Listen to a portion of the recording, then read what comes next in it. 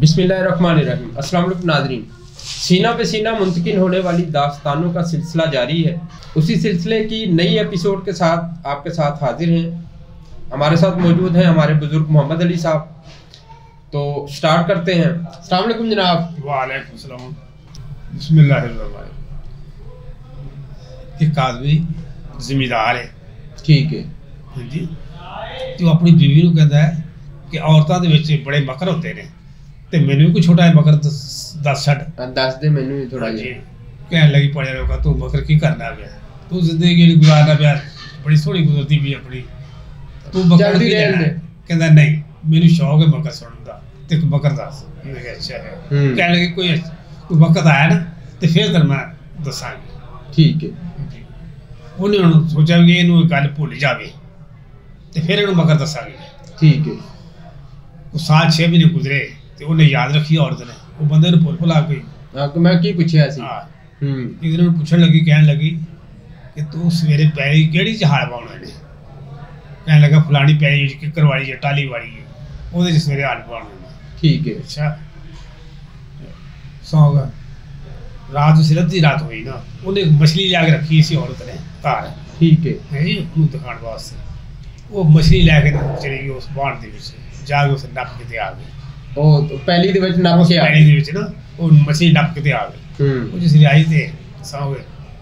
सवेरे दिन चढ़िया तो करवाले ने धक्के कड्डे बाहर है, हल उत्ते रखी ते चला गया हलवान पैड़ी दे विच हलवान वास्ते। उत्थे जिसे गया तो उन्हें 2-4 फेरे लियाते लिया के देखिया तो वो मछली पुड़ के बाहर जा गई। नपी सी उनकी बीवी ने, वो नपी हुई सी। ठीक है। वो मछली बाहर जी तो उन्हें चुप के पड़ गया के अंदर वो मछली क्या सी। उन्हीं दिन उसकी रोटी लेके चली गई उसकी बीवी। जब कहने लगी यार रोटी खा ला, कहने लगा नाल की लियाता ही कि कोई पकाने को कोई शै नहीं सी तो मैं मिर्चा घोट के लिया दी अज। कहने लगा इस तरह कर तू चल घर मछली ये लै जा, ठीक है, चल के पका ते रोटी घर ही आके खावांगे, इहदे नाल ही खावांगे, इहदे नाल रोटी खावांगे। ठीक है। मैं कहा ठीक है। वो मछली लैके ते चली गई वापस घर। जिसे घर गई तो उन्हें जाके उन्हें पका बड़ी सोहनी करके पका के उन्हें अंदर रख ली। ठीक है। बंदा जो गया हलवा के जाके उन्हें टके टुके बन के पुरानी वो हथ ही सी सोटी जिसे टके एक सी वो हथ ही सी कहता लिया रोटी। उन्हें रोटी लियादी वो मिर्च कोटी सी ना वो अगे लिया के रख दी। वो मिर्च वही ले आई फिर वही मर्च। ठीक है। की एक मिर्च उन्हें कहा मच्छी, उन्हें केड़ी मच्छी, उन्हें कहा जी मैं उसे फड़ के दी सी पकाई नहीं। कहती तू मैं दी नहीं तो मच्छी कितों फड़ी से। कहता बाण दे बेवकूफ कभी बाण मछली हुई मछलियां देर पानी पानी च होंदी है, पानी च भी होंदी है ते बाणा च भी लग जाती ते तू मेरा धोखा। कहने लगी नहीं सोटी फड़ ली, सोटी फड़ के कुटन लग पिया मैं मच्छी दी है जी। याद होती भी किसी हथ भेजी है कोई मैं अपने हथ ही देना पिया ते फिर नहीं मनती मुकरन डई। उन्हें रौला पाता गुआढ़ी गुआढ़ी सारे इकट्ठे हो गए ना की होया। कहने लगे इन्हूं पुछो की होया। कहते यार की होया।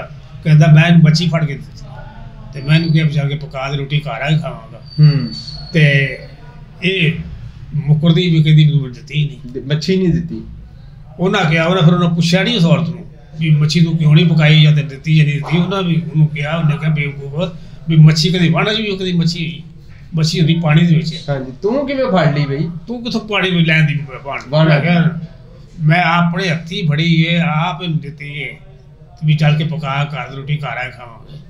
ठीक है। ते हुण मनदी नहीं। कहने लगे असं नहीं मनते तेरा दिमाग खराब हो गया, तू पागल हो गया।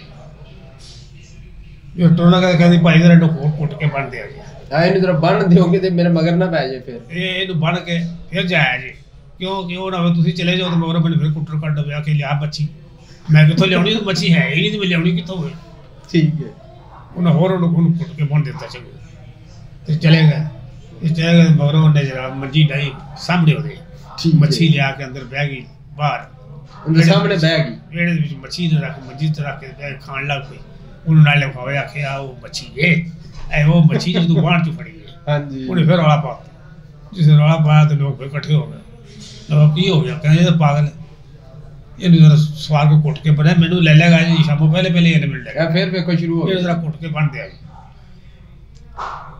ਉਹਨੇ ਫਿਰ ਉਹਦਾ ਤਸੱਲੀ ਕਰਕੇ ਤੇ ਚਲੇ ਗਏ ਮੁੜ ਕੇ ਫਿਰ ਉਹਨੇ ਅੰਦਰੋਂ ਲਿਆਦੀ ਮੱਛੀ ਕੱਢ ਕੇ ਲਿਆ ਕੇ ਮੰਜੀ ਉੱਤੇ ਰੱਖ ਕੇ ਬੈਗ ਤੇ ਖਾਣ ਲੱਗੀ ਜਿਸਲੇ ਉਹਨੇ ਆਖਿਆ ਤੂੰ ਮੁੜ ਕੇ ਸੀ ਨਾ ਮੱਗਰ ਦੱਸ ਤੇ ਮੈਂ ਤੈਨੂੰ ਛੋਟੀ ਜਿਹੀ ਮੁਕਰੋਲੀ ਦੱਸੀ ਹੈ ਜੀ ਮੱਗਰ ਨਹੀਂ ਦੱਸਿਆ ਮੈਂ ਮੁਕਰੋਲੀ ਤੇ ਮੇਰੇ ਤੋਂ ਤੂੰ ਲੈ ਬੈ ਕੇ ਫਿਰ ਲੈ ਬੈ ਗਈ ਬਿਲਕੁਲ ਠੀਕ ਹੈ ਉਹ ਮੈਨੂੰ ਅਗਰ ਖੋਲ ਉਹਨਾਂ ਨੂੰ ਖੋਲਿਆ ਖੋਲ ਕੇ ਫਿਰ ਉਹਨਾਂ ਇਕੱਠਿਆ ਬੈ ਕੇ ਖਾਤੇ ਬਿਲਕੁਲ ਸਹੀ ਕਹਿ ਰਹੇ ਹੋ ਬਿਲਕੁਲ ਬੜੇ ਔਰਤਾਂ ਦਾ ਕਿਰਦਾਰ ਜਿਹੜਾ ਹੈ ਇਸ ਹਵਾਲੇ ਨਾਲ ਅਗਰ ਉਹ ਚਾਲਾਕੀ ਤੇ ਮਕਾਰੀ ਤੇ ਆ ਜਾਵੇ ਤੇ ਬੜੇ ਬੜੇ ਬਾਦਸ਼ਾਹਾਂ ਦੀ सल्तनत जड़ी है ना वो दबा देंगे जी। नाजरीन ये औरत के मकर का वाकया आपको यकीनन बहुत पसंद आया होगा।